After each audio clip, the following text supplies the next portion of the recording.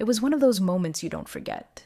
The kind that sticks with you, not because it was dramatic, but because it was real, ugly, raw. When Cody stormed into Janelle's tiny apartment, the one he never saw as good enough, and told her, flat out, to tell the world he was gaslighting her. It wasn't just a fight. It was the unmasking of years of tension, control, and emotional wear and tear. He raised his voice, pointed fingers, and practically dared her to expose him. And you know what? She didn't need to, because we saw it. We've been watching it happen for seasons. Hi, friends. Welcome back to What TLC's Sister Wives News. I'm Helena, and today we're getting into the real story behind why Janelle walked away, not just from Cody, but from the entire illusion of family that had been built around him and Robyn. If you're new here, hit that subscribe button so you never miss an update, and drop a comment below. I really want to hear your thoughts on this one. This isn't about gossip. This is about pain. It's about control. It's about what happens when a woman finally realizes that loyalty has become a weapon used against her and her kids.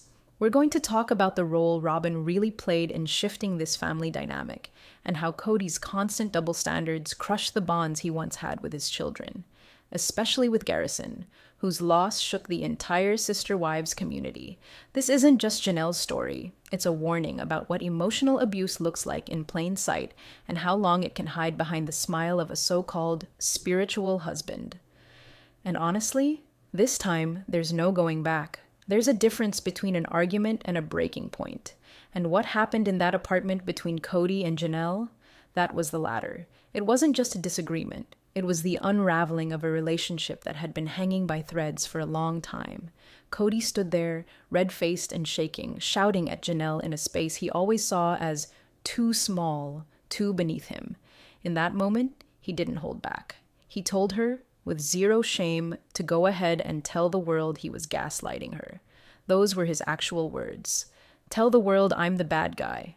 But Janelle didn't need to, because the audience already knew. We had been watching for years, watching him twist words, play favorites, guilt-trip his wives, and weaponize loyalty.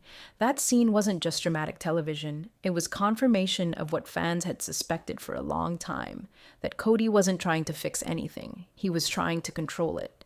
Up until that moment, Janelle had been one of the more even-keeled wives. Quiet, steady, always trying to keep the peace. But that version of Janelle was gone. Cody's power over her crumbled the second she realized that his love, his so-called leadership, came with strings attached. The kind of strings that only worked if she played by his rules. And let's be real, his rules kept changing. Once upon a time, Cody admired Janelle's independence, her strength. But once Robyn entered the picture, the standard shifted. Suddenly, being independent wasn't loyal. Asking questions wasn't respectful. Saying no? That was betrayal. Janelle wasn't loyal enough anymore. Not like Robyn, who always agreed, always nodded, always backed him up. Cody didn't want a partner. He wanted obedience. And when Janelle stopped giving it, he exploded. That fight in the apartment wasn't just about the logistics of where Cody would stay or whether there was room for him. It was about power. It was about a man realizing that one of his wives had finally woken up, and that she wasn't afraid of him anymore. If there's one phrase that really summed up Cody's attitude in the later seasons, it was fundamental loyalty. He kept repeating it like a broken record, as if the only thing standing between him and a peaceful, happy family was whether or not his wives would give him unquestioning blind allegiance. And it became clear, painfully clear, that when he said loyalty, what he really meant was submission. Agree with him. Don't challenge him. And most importantly, act like Robyn.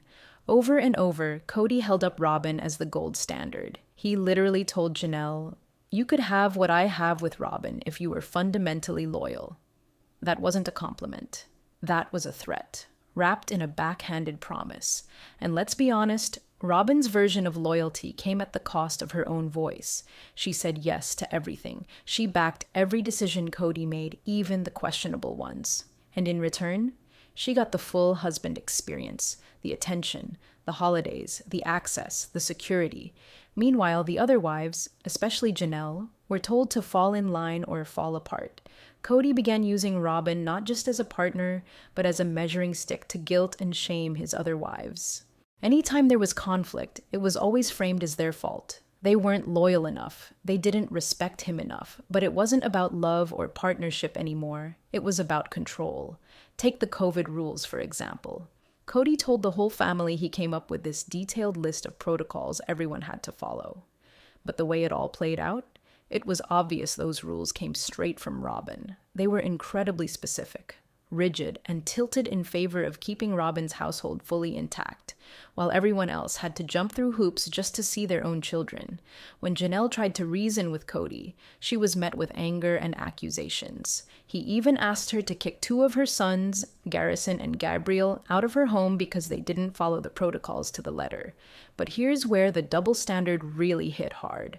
When Robyn had conflict with her own son, Dayton, about similar issues, he wasn't cast out. He was allowed to stay, even if it meant living in an RV on their property. That's what loyalty bought her: protection and preference. For Janelle, this shift wasn't just painful, it was a breaking point. The message was clear. Her years of commitment, raising children, sacrificing for the family, none of it mattered unless she mirrored Robyn. And that was never going to happen. Janelle had a mind of her own. She stood up for her kids. She spoke the truth. And in Cody's world, that made her the enemy. This power dynamic between Cody and Robyn didn't just cause friction. It destroyed trust. It rewrote the rules mid-game and left Janelle and the other wives feeling like outsiders in their own family. And when one marriage is being actively prioritized over the others, that's not polygamy. That's a dictatorship. For Janelle, the moment things truly shifted wasn't just about Cody's betrayal of her. It was about his betrayal of their children. And more specifically, how he treated Garrison and Gabriel during the COVID conflict. That's where she drew the line. That was the point where being a wife took a back seat to being a mother.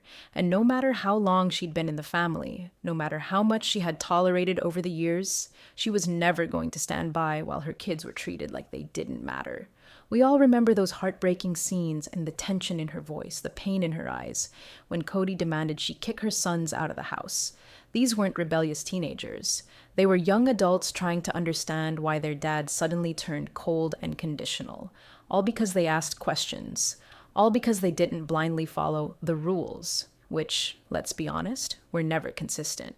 Cody accused them of being disrespectful, of putting the family at risk, of being disloyal. But what they were really doing was calling out the hypocrisy. Janelle stood firm.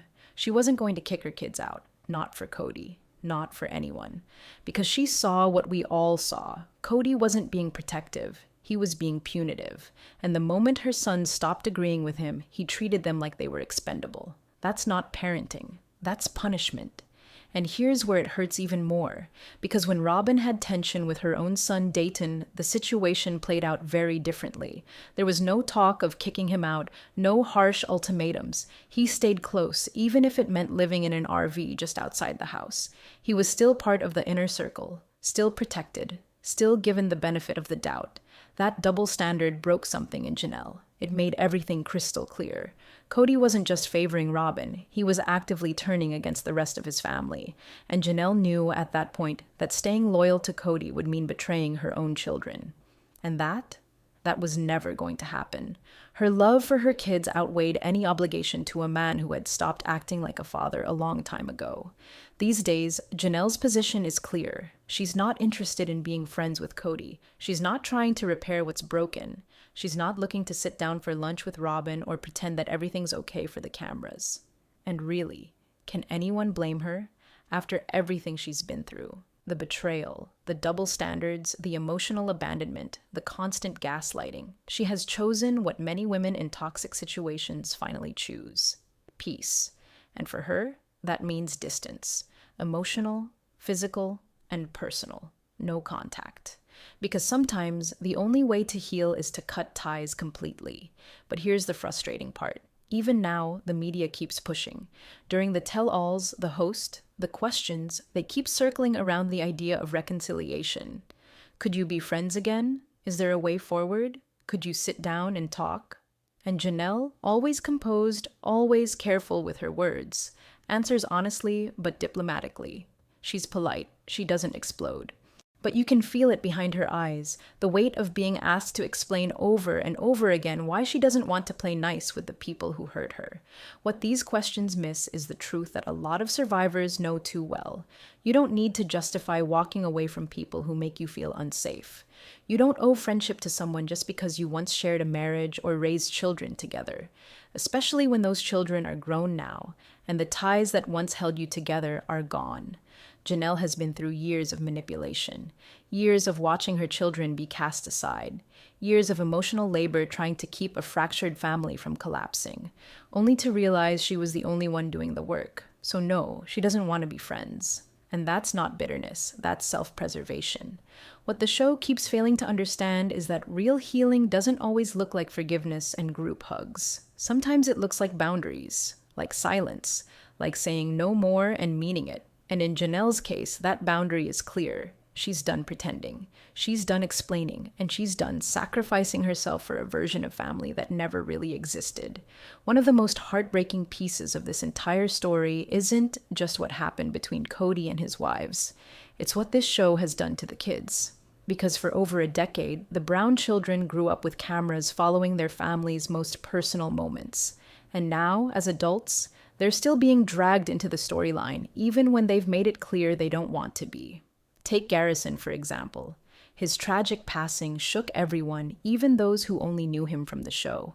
But the way his story continued to be used, the way Cody spoke about him after his death, the way producers let it air without sensitivity or care, it crossed a line.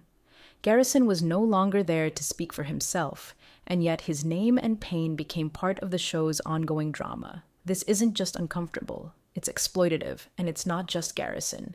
Other kids, Gabriel, Hunter, even the daughters, have been criticized, dissected, and used as emotional leverage in storylines they didn't sign up for.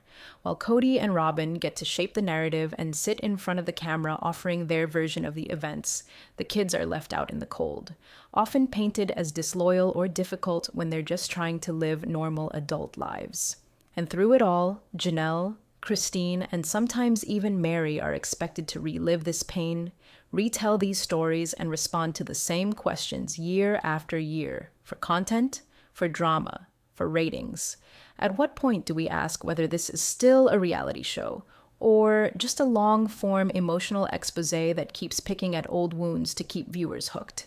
There's a human cost here, and it's one that's been far too easy for this show to ignore. Janelle's choice to walk away from Cody and Robyn, to go no contact, to refuse the performative peacekeeping, isn't just understandable, it's essential. It's a choice rooted in clarity, in protection, in survival. After years of emotional chaos, control games, and watching her children suffer under Cody's favoritism and Robyn's passive dominance, she finally chose herself. And that choice, for so many viewers, is the most powerful moment we've seen in Sister Wives. It takes real strength to break a pattern, especially when you've been taught to keep the family together at all costs. But Janelle didn't just break it. She stood up for her kids and for her own mental and emotional safety. That quiet kind of courage, it speaks volumes. And now she's rewriting her story. Not as Cody's wife, not as a side character in someone else's version of loyalty, but as a woman who finally said enough. What do you think about Janelle's decision? Do you believe healing sometimes means cutting ties for good? Drop your thoughts in the comments. I always love hearing from you. And if you haven't already, make sure you hit that subscribe button for more updates from TLC Sister Wives news. I'm Helena. Thank you so much for being here.